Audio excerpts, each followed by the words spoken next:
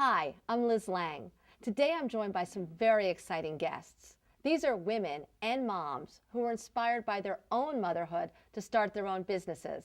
I can't wait to meet them. Welcome to our Mommy Mogul Show. Today I'm joined by three women who all have one very important thing in common. They were all inspired to start designing baby or layette-related product after the birth of their children. I'm Linda Fassa. I'm the owner and founder of Green Babies Organic Cotton. For 11 years, I've designed and manufactured the world's largest selection of organic cotton clothes for babies and kids. I'm Renata Warub. I am the co-founder of Noah Lily. We make Pima-based cotton layette clothing. Just warm, yummy things for your little ones. I'm Carolina Zapf, the owner and founder of Baby CZ. We make high-end children's clothing, which are sold all over the States, Europe, and Japan. I've asked you all here today because I don't know about you, but I get so many letters and questions from aspiring entrepreneurs, moms, new moms, dads, moms and dads to be. They all want to know how to start a business themselves and put their ideas actually to work. And I thought together we could answer a lot of those questions. We could brainstorm about it, share stories. I always find that very inspiring. Linda, how did you get started? How did you first have the idea? When my daughter was born, I was living in Manhattan, and my husband had one of those jobs in the arts where he worked 70 hours a week, but we really needed two incomes, so I knew I had to do something. And at that time, I read a story in the New York Times about Texas cotton farmers and how they were going back to the ways that their fathers and grandfathers had farmed, what we now call organic farming. And I thought that this was amazing. I've never heard of organic cotton before. I read up on it. It's the second most pesticide-laden crop in the world. I was amazed by that, and I thought I could make some clothes out of that for my cute little tyke and start a business that would allow me to spend time with her and would sort of do the ethical thing. So I foolishly started my business based on that. What about you, Renata? I was actually working for my family business, and I started making things for my daughter, and people started stopping me on the street and saying, "Where did you get that? Can you make me one?" And I said, "Okay, well, let's give it a shot." I did a trade show, and it was a lovely little hobby that all of a sudden became a company, and I quit my family business, which no one in my family was happy about, and started my own company. So it's been great. Was your family business something that was related to Manufacturing. It was manufacturing. Yes, manufacturing women's clothing. Because I always think it's interesting, Carolina, I want to hear how you started too. It's always interesting that so often we don't have a background in what we're doing now. I don't. It doesn't sound like you necessarily do. And I think that's important for women to realize, or for any aspiring entrepreneur to realize. You don't have to have studied or really worked in the area that you end up going into, funnily enough.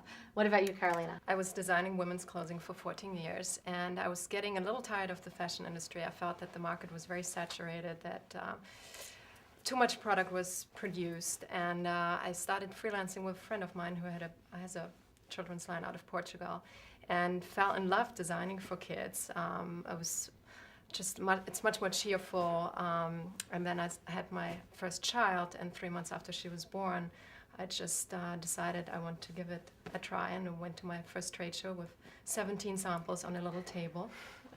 Same as you, and just had a great success at the first show, and the business was born.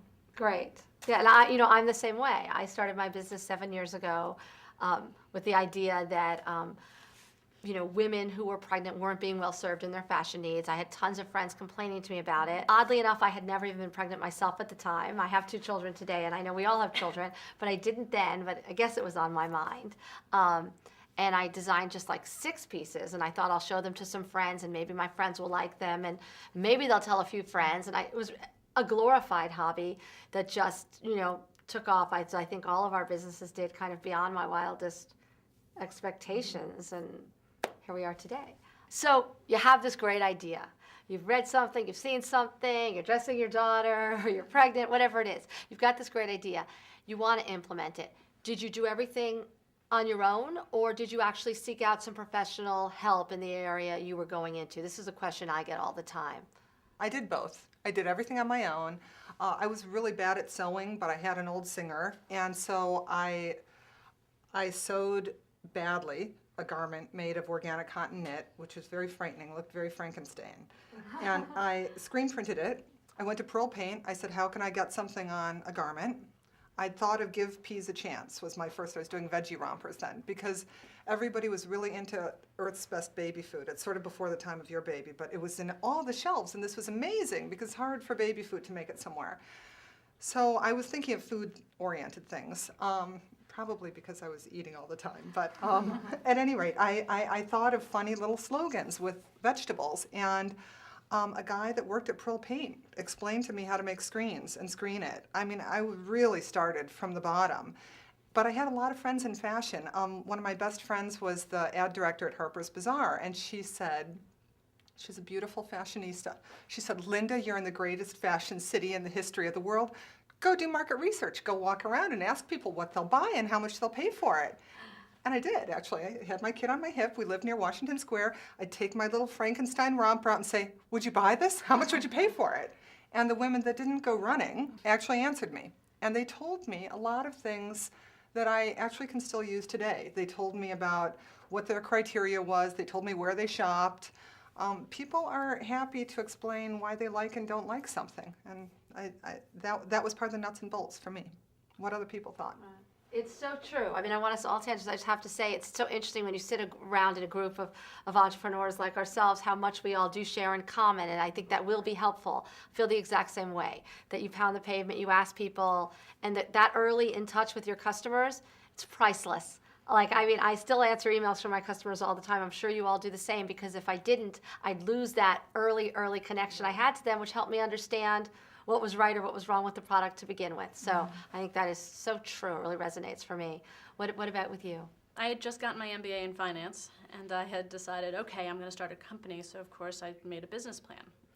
And needless to say, the business plan was like, it's almost a joke. I take it out every once in a while just to read it, just to see how ridiculous it was. But basically, I had a sample room. I started making samples. I went to my first trade show.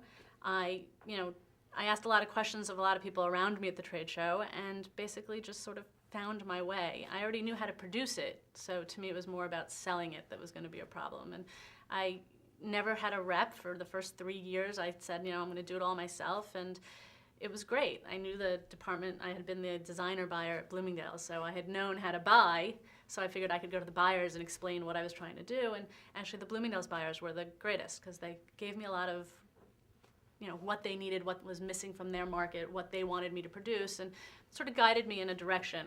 I didn't listen to all of it, but some of it at least. And so it was like, the nuts and bolts of it was pretty much me, and just sort of muddling through, asking as many questions as you could of anyone you could find. Right. It's a great story, very true entrepreneur story. And Carolina? For me, definitely having the background from fashion helped a great deal in regards of production and knowing where to produce, what to produce, pricing and all that. But the big obstacle I saw was how to sell it. Even so I was familiar with going to all the fashion markets, I suddenly had a line which fit in a shoebox, the size, and I was used to huge collections which would take up really, really big showrooms. So I bought an old antique pram on eBay from the 1960s and restored it in my apartment. Had the body of it's made out of metal. It had the body made by an auto body shop in Long Island City who only usually restores vintage cars, very high, and they were laughing at me when I came there. Anyhow, we turned this this pram into this baby blue, wonderful pram, which when you push it through the city, just everybody stops you. And I started taking the line in a little box with my first child sitting in the front, and I just went up to the stores and introduced myself and started selling. And That's great. put a smile on people's faces. So you Right. had an in, That's know? what you said, we're as all- long as you get an in. Exactly. We're all in a very cheerful business, so it does bring a smile to all of our faces, and we're all, it's so funny because it does, it's this kind of just kind of pounding the pavement, just do it attitude that I think always surprises and amazes aspiring entrepreneurs. They don't realize that there's really no magic trick. You just kind of do it all and just keep pushing ahead and believing in it and asking questions and not taking no for an answer, and ultimately it happens. And I agree with you about the business plan. People are always amazed when I speak about how I started my business that I did not start with a business plan. And I've had people challenge me about that and argue with me about it. And I'm like, look, anyone that is a true entrepreneur will tell you that a business plan is just a waste of time. So, and nothing's ever going to turn out as you planned. So you just have to go with it. What about the business do you feel is like the biggest lesson learned, either because it was something that you would do totally differently today based on what happened, or something you're so glad you did, or how you got through, let's say, a really scary, trying moment, anything like that that perhaps we could all learn from? My husband runs the business with me, and we support our family off of it. So finance is always still a very scary thing. And we had one great client, or I should say we had one big client. We had one big client for a long time that took up half of our sales. And this was not good because they didn't pay us for almost a year. We almost went under. This is by far the scariest thing. So I would forewarn anybody, be very judicious if you have one big client, first of all. We almost went under. We lost our personal credit. We really almost lost the business. When you run a business with your mate, and it doesn't go well, it's really stressful. And unlike you ladies, and maybe like you, Liz, I had no background in this at all. So I didn't even know. I didn't know someone can owe you lots of money, and if they're in another state, if it's 6 figures, you can wait a long time to get paid. I was so naive. I was over 30 when I started the business, and I still didn't really understand how brutal it is. So that would be my warning, is that that's what people mean when they say things like it's just business, not personal. They mean they can take your house. They mean real serious stuff. But I will also say that I didn't have a business plan either, although I wrote one after that horrible debacle about 5 years ago. And part of that, for my case, because we did organic, was this projection of the growth of organic food, which is tremendous. And I said then, that I thought that our future, and we do very high-end things, we don't do basics at all, but was still about the organic food customer. And I'm very happy to say that so far my favorite thing in the world is that we're opening the new flagship Whole Foods store with a full line of 60 SKUs of baby, and that happens next week in Austin. And I feel very excited. So there is it's like the morning after in the Poseidon Adventure, which is that if you keep doing it and hold on, sort of by any means necessary, and hold on to your ethics. We actually paid all of our suppliers. We never didn't pay our suppliers. We did have to let go of all our employees, and my kids had socks with holes in for a year. But we stuck to what we said we were going to do, and we never let those repercussions get to anybody. And ultimately, it made us much, much, much, much stronger. It was very inspiring. And I think it's also so true that sometimes the absolute scariest, darkest, worst moments in business are what, if you can just get through them, as you said, by any means necessary, if you can just hold on, you're so much stronger because of them. It sounds like a cliche, but it's so true. I think so. Definitely. I would have to say it's probably also financial. I think that you really have to go into this knowing that you need money to start the business, and you have to make sure that you have enough money that if your business all of a sudden peaks, which you can't plan for but have to sort of know may happen, that you have enough to actually cover yourself. And I think our scariest moments were like, Peru's calling, they need money, we don't know if we have the money to give them, we've finally figured out, okay, we've got the money, and then are we going to make the production? And those moments of where you're holding your breath thinking, okay, I have all of these orders, I'm going to have to call, 250 stores and tell them, sorry, not gonna make it. Like just terrifying, just hoping that we're gonna be able to do it and pull it out. And so I would tell anyone who's starting something, get your funding up front, figure out what it is you're going to need, at least for the first year, year and a half, and go from there so that you don't end up like, chasing the ball.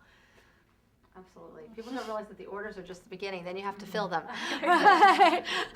One of the lessons I learned is to get help, not to wait too long, not to hold on doing everything yourself, which I think we all probably would like to do, but at one point comes a point where you have to let go in order to grow your business, to focus on growing the business, giving up responsibilities, finding the right people who are willing and who are also excited to work in a startup or in a new company which is growing, which is very different than starting to work at Banana Republic or Exactly.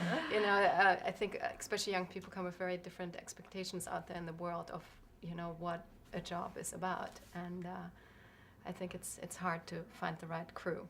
Yeah. And if you do, you will find them eventually, and it's got to be kind of family run. I think there's a lot of more personal involvement you will have with your employees when you're starting up. It's not just the boss-employee relationship. It's very different. Absolutely, and you're so right. Obviously, we all know that. Finding the right employees who get what it means to be in a startup situation, that it's not layers of assistants, that we all answer our phone, change the fax paper, and negotiate with our best clients, is an interesting thing to find. So a question that I get asked all the time is, how do you balance it all? How do you balance the stresses of your work life with all the challenges of being a mother? How do you make it all work? I don't know, any tips, any rituals, routines, things that sort of help it all fit together in this chaotic life we've all dug out for ourselves? Linda? I never had any rituals about it at all. If anything, I think just being as flexible as you can. I mean, the great thing about being a mom is you absolutely have to put your needs aside, because when they're screaming or they're hungry or they need something, of course you love them, but you have to put it aside. You can't say, wait a minute, can you stop? And I think that's really what motherhood is. You are constantly weighing the options. If I have a shower now and I leave my baby in the car seat, will they die? These sound silly things, but with the estrogen veil that we all have, after we have a baby, we have a lot of energy and we make a lot of split-second decisions that we've never made before. And it's the same kind of thing that you do, at least to me, when you start a business. You're constantly weighing stuff where you don't really know what the end result is. So I don't think it's so much for me of having a balance as more just trying to juggle more things and trust yourself and make priorities. And to me, with Green Babies, I always felt that I was doing the right thing. I always felt that my daughter would know that she was going to work. And I felt privileged for that. Honestly, I think that in many places women are not brought up to work, or in generations past we haven't been able to work, and I think it's a great privilege to work. And I liked my daughter knowing that I was working, even if sometimes she didn't have the cookies or the play date. It was worth it for me. I think the best thing I did was move out of the city. I grew up in Manhattan. I love it here. It's so part of who I am. But I decided that, I wanted my kids to have something different, and I also wanted to be able to move my office somewhere out of the city. And now, the thing that I think makes the balance work for me is the fact that I can be home in 7 minutes. And, I get that phone call, and it's not the mad dash to the Port Authority or the mad dash to my car. It's now, really doable. And I am able to go home for the play, and I am able to be there for pickup, and I am able to do certain things that I was never able to do before, because I had my house in New Jersey and then my office in New York. So now I think that it is more manageable. I also have to say, I think I've put it all in perspective. I finally have realized, I make clothes. Nothing is going to happen to anybody if that order doesn't get out on time. But my daughter is going to remember that I wasn't there for X event.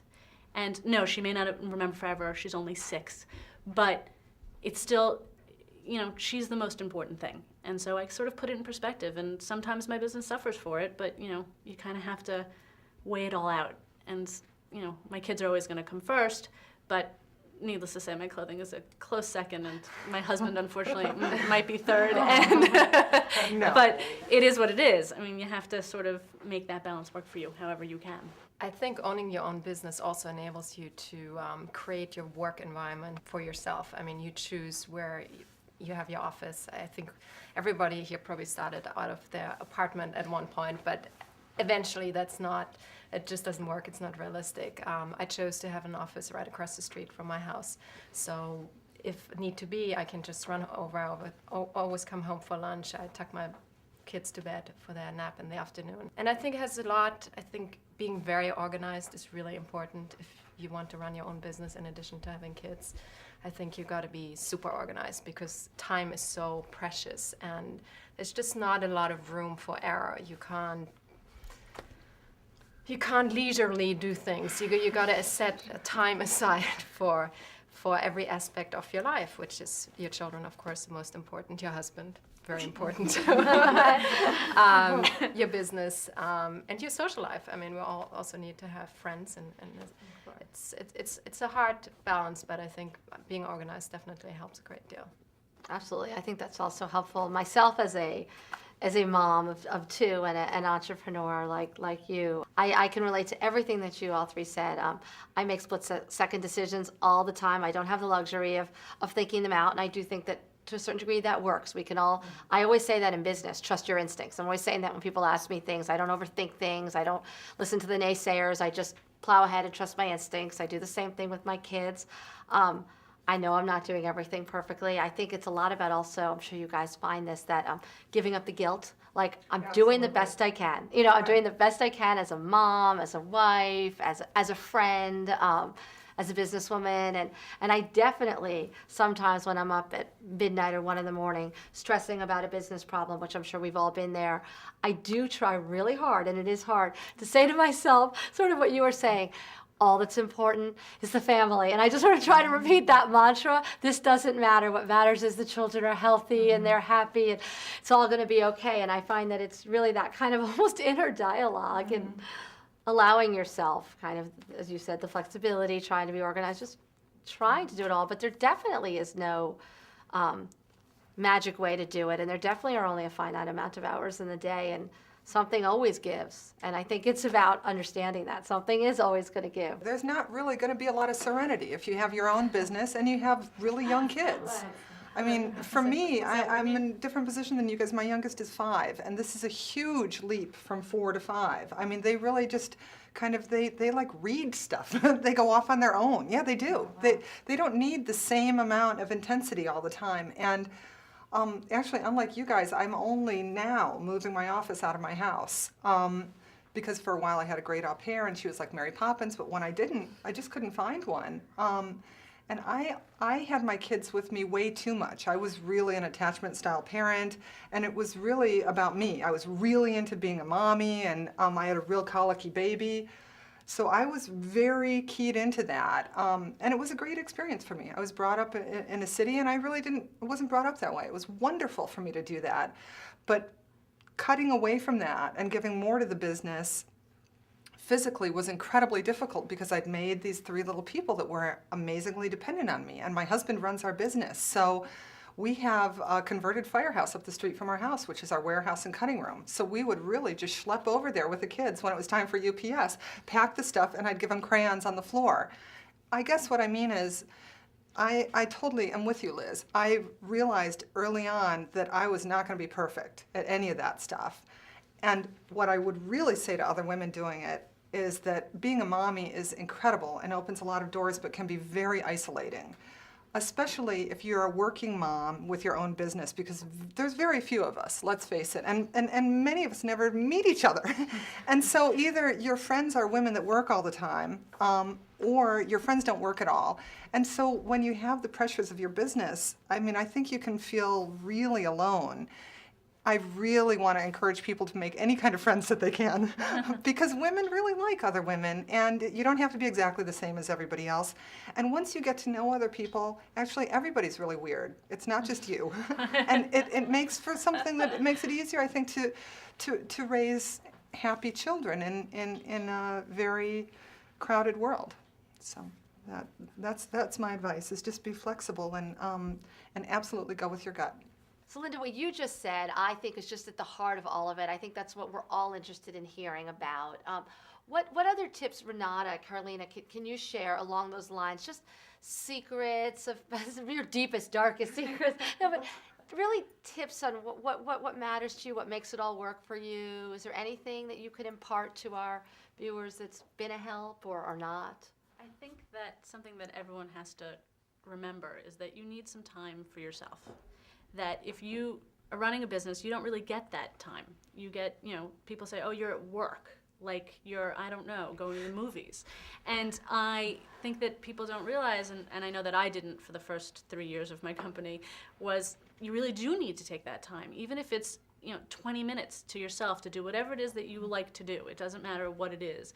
Just to give yourself sort of a break, because now you really have 2 full-time jobs. You have the company that you started that you love, and your kids, and you have not a moment to yourself, and then you've got the obligations or the responsibilities of a household or your husband, what he needs you to do, and it becomes it becomes insane. And so I think that, for instance, my husband and I just went to LA for the Grammys, and I have to say, we took that time, and it was really hard to leave the business and the kids for 4 days, but I have to keep remembering, and I think everyone needs to remember, first of all, you're a woman under there somewhere. Like, that you want to go out and look pretty and get dressed and take some time for yourself. And I think a lot of people don't get there. And I think that's been the biggest secret for me recently, and it's been something that just came to me. It's like, oh yeah, remember? I used to wear dresses. And eye makeup. Oh, yeah, and I used to go out, and I used to go to restaurants with tablecloths. I remember those. No crayons. Yeah, exactly. So I think that, taking those kind of breaks where you have a moment where it's not all about the kids or all about your company, and it's about something else, leisure activities. And I think that that's really saved me. Now 5 years into it, I think that it's, this year I've really learned to say, okay, I'm going. And it works. I think people have to remember to do that. It's great. So important.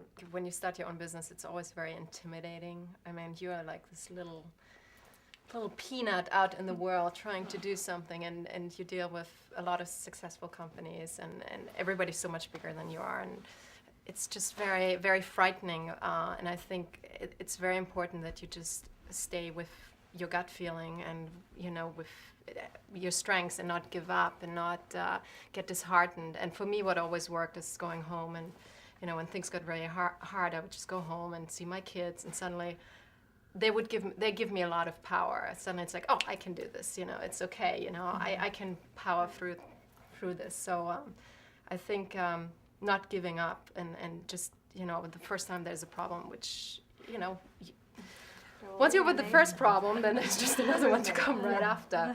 I think it's a very important advice, because it can get very frightening.